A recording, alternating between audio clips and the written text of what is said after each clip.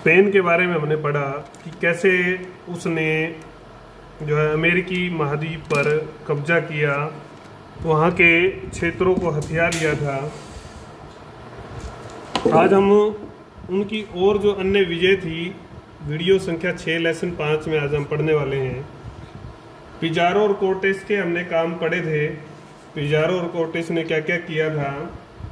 आज हम पढ़ने वाले हैं कि इसके अलावा भी जो है लोग जो है बेलागजार और गुजमान जो व्यक्ति थे वो इस सारे काम में लगे हुए थे। अलग अलग क्षेत्रों को विजिट उन लोगों ने किया।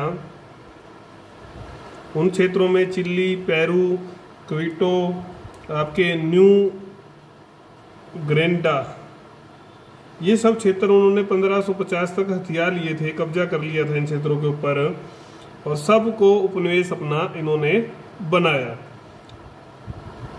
अब जो एक समस्या जो आ रही थी कि ये जीत तो रहे थे, क्षेत्र तो जीतते जा रहे थे, अभियान में शासकों ने एक चीज महसूस की कि जो भी सेना नायक था या जो भी वायसराय था वो जिस भी क्षेत्र को जीतता उस पर अपना व्यक्तिगत अधिकार मान लेता और फिर मन मर्जी से जो है वहाँ का शासन चलाता। इस शासन चलाते हुए वो बेरहमी से, क्रूरता से जो है काम लेता, और उस सारे का परिणाम क्या होता कि वहाँ पर बड़े बड़े विद्रोह हो जाते। और विद्रोह जब हो जाते तो शासक जो था, स्पेन के जो शासक थे, उनको उसको दबाने में जो है काफ़ी सारे संसाधन, उनके सेना धन जो है वो खर्च होता, और शासन भी जो है स्थायी नहीं हो पा रहा था, और व्यापार भी उससे प्रभावित होता। तो इस सारे को लेकर एक फैसला किया गया। फैसला क्या किया गया कि अब किसी को जो है व्यक्तिगत अधिकार नहीं दिया जाएगा, अधिकार नहीं दिया जाएगा, बल्कि सेना को ही, सेना नायक जो स्पेन के शासक के जो अधीन सेना है उसका सेना नायक, वो सेना नामजद की जाएगी, और उसके अभियान, उसके नेतृत्व में जो है युद्ध या जो अधिकार है वो किए जाएंगे। और जो भी व्यक्ति वहाँ का अधिकारी बनाया जाएगा उसका तबादला भी किया जा सकता है, उसका तबादला भी किया जा सकता है। और इस नीति के तहत 1560 में इन्होंने फिलीपींस को विजिट किया।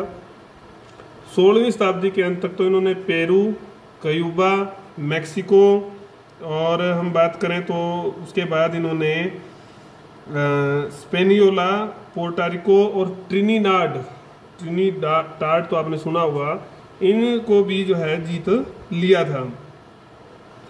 तो इस सारे का जो है मतलब ये सब साम्राज्य, इनके साम्राज्य का जो हिस्सा जब बन गए तो सर्वाधिक जो है ऐसा माना था कि सर्वाधिक विस्तार का काल था उपनिवेशों का। उपनिवेश जो है बनाए स्पेन ने। जब ये सब काम चल रहा था, अधिकार जब स्पेन के लोग कर रहे थे, इनको चुनौती भी मिली। चुनौती तो मुख्य प्रतिद्वंदी उस समय पुर्तगाल ही था, तो पुर्तगाल से भी चुनौती मिली, और जो है ब्रिटेन और फ्रांस और हॉलैंड तो चुनौती देने वाले थे ही, ये मुख्य प्रतिद्वंदी इसके थे। जब ये सब अधिकार क्षेत्र इन्होंने अपना लिया तो उन उपनिवेशों में इन्होंने कैसी शासन व्यवस्था दी उसके बारे में पढ़ेंगे।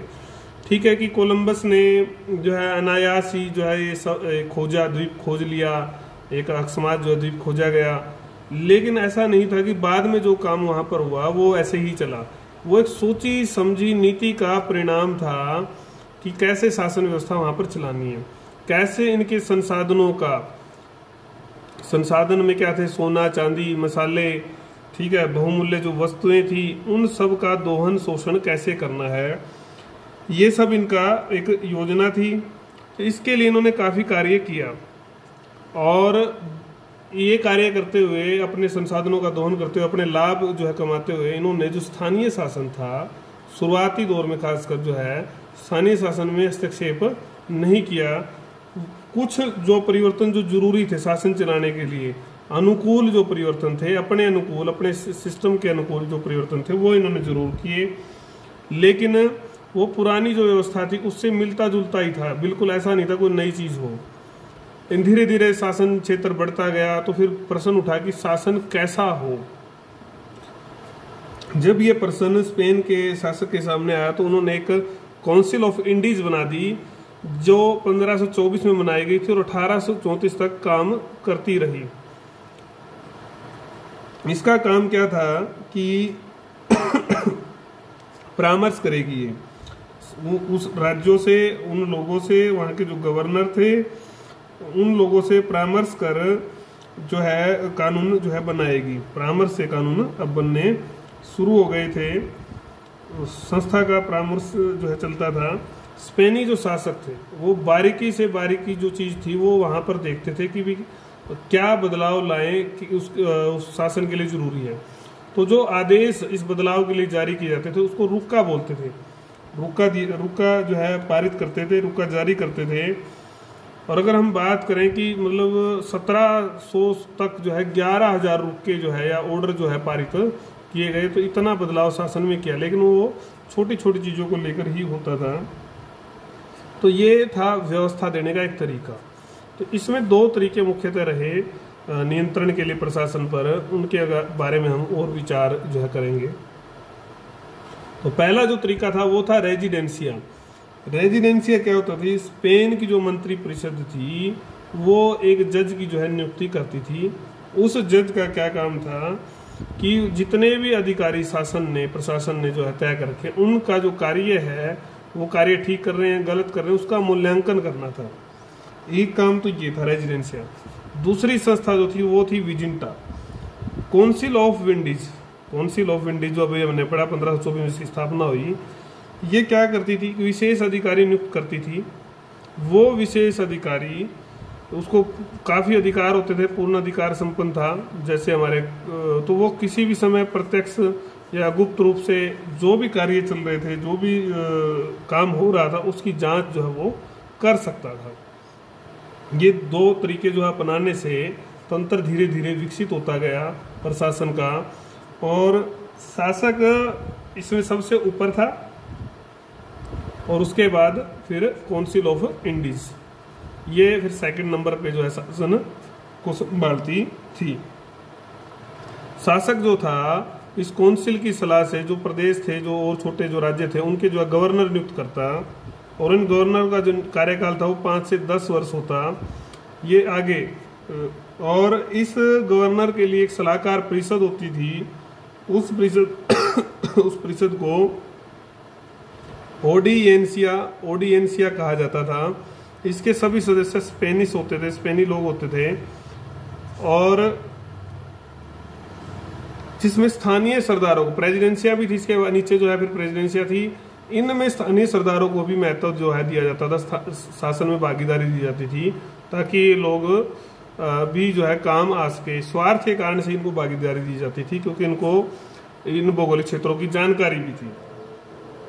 दूसरी बात अगर हम करें तो स्थानीय स्तर पर स्पेन वासियों ने अधिक नियंत्रण जो है नहीं किया। शुरुआत की बात है, ये नियंत्रण कम था। वहाँ पर जो है नगर पालिका जो है जैसी संस्था का निर्माण किया गया, वो ही सारा जो है आज भी आप देखते हो नगर पालिका क्या क्या काम करती है। तो इस पर भी नियंत्रण आखिर में जो है शासक का जो प्रतिनिधि था और एक काउंसिल का प्रतिनिधि था, डबल नियंत्रण था। जो शासक का प्रतिनिधि था उसको बोलते थे करेगिडोर, और जो काउंसिल का प्रतिनिधि था उसको बोलते थे गवर्नेडोर।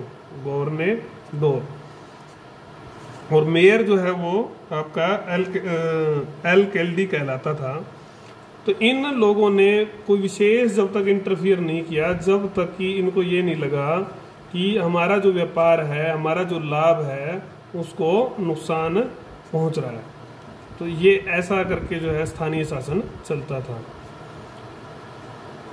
तो जब हम दोनों पक्षों का अध्ययन करेंगे, इसमें अध्ययन जो है जरूरी भी है तंत्र और व्यवस्था को समझने के लिए, तो उसमें दोनों चीज़ों का अध्ययन हमें करना पड़ेगा। एक तो है कि उपनिवेश, जो उपनिवेश बना, जो शोषित था, जिसका शोषण हो रहा था। और एक थी शक्ति, जो औपनिवेशिक शक्ति थी, जो शोषण कर रही थी, जो कि हम उसको बोलेंगे शोषक।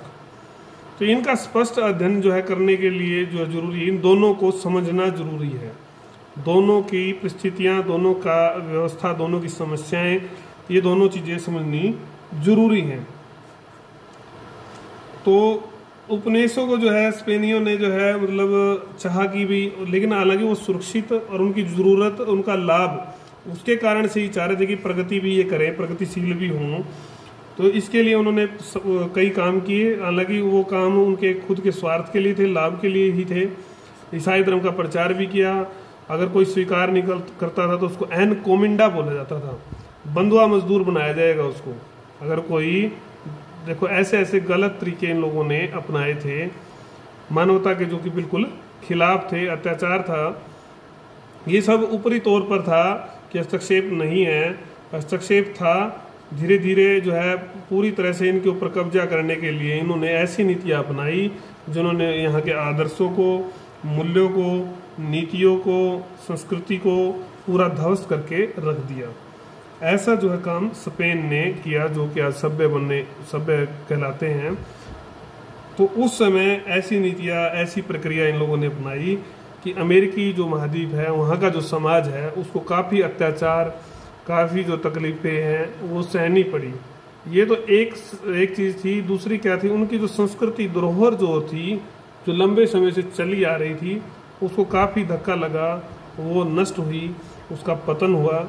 ये काम इन्होंने बड़ा जो है नुकसान इनको किया। संसाधनों का तो जो शोषण किया ही किया, संसाधन और आर्थिक चीज़ें तो उनकी ख़त्म की ही, काफ़ी धन वहाँ से ले गए, करते थे। अगला जो हमारा लेक्चर होगा उसमें हम पुर्तगाली उपनिवेश व्यवस्था के बारे में पढ़ेंगे कि पुर्तगाली व्यवस्था कैसी थी। ये हम अगले लेक्चर में पढ़ेंगे।